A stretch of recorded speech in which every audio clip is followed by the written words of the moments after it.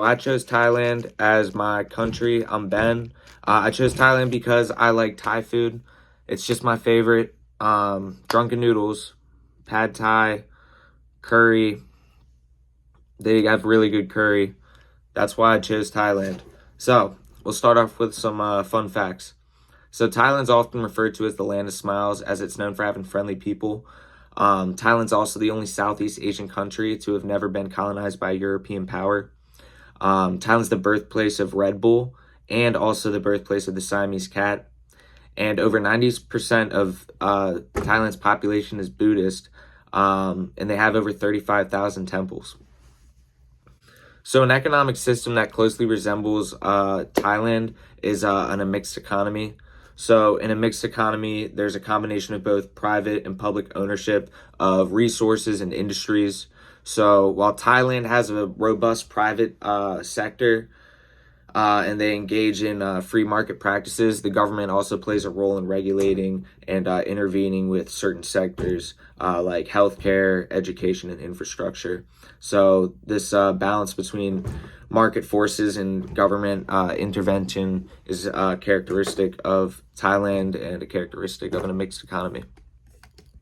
So they also are a market-oriented economy with, like I said earlier, significant government involvement. So, Thailand is one of the world's leading exporters in agricultural goods like rice, rubber, and seafood.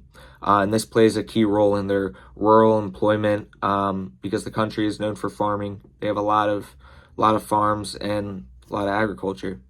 The country also has a strong manufacturing sector, especially in automobiles, some electronics and textiles. So exports are a vital part of the economy.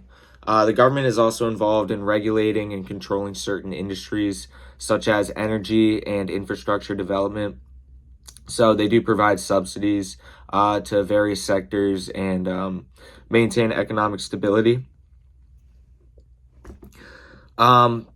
So the type of government that Thailand has a constitutional monarchy, meaning it does have a king as head of state within the framework of a constitution.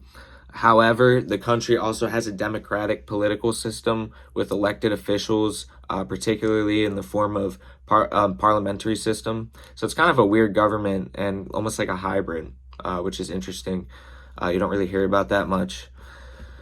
So the country's stage of development right now, Thailand's considered to be a developing country with characteristics of both emerging and developed economies. The country's made significant progress over the past few decades, but still faces challenges in fully achieving high income status and addressing income inequality.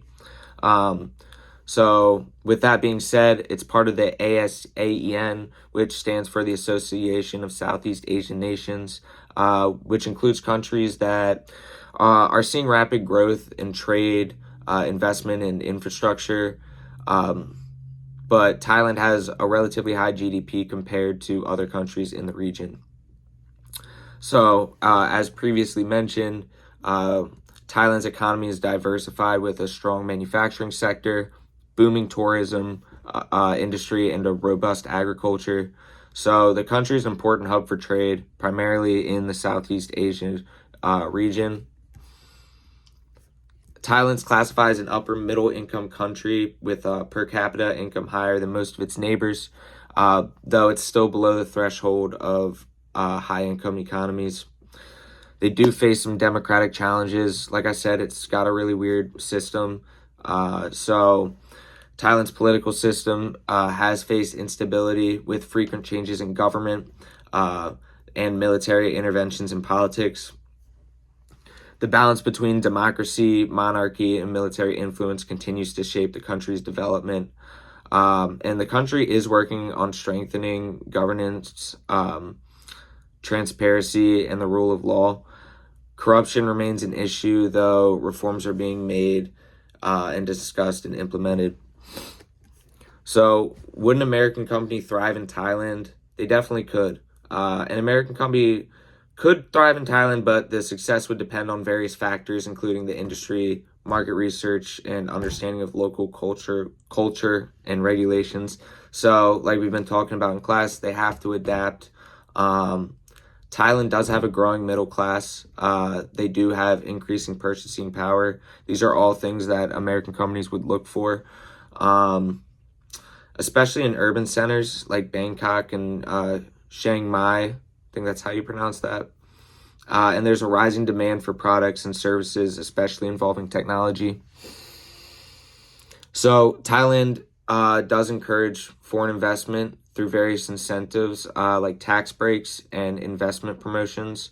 So especially in like manufacturing and technology and innovation centers. So that would all be good for an American company. But to kind of really summarize what I said, for an American company to succeed, they would need to adapt their products or marketing strategies to suit Thai tastes. And that's my presentation.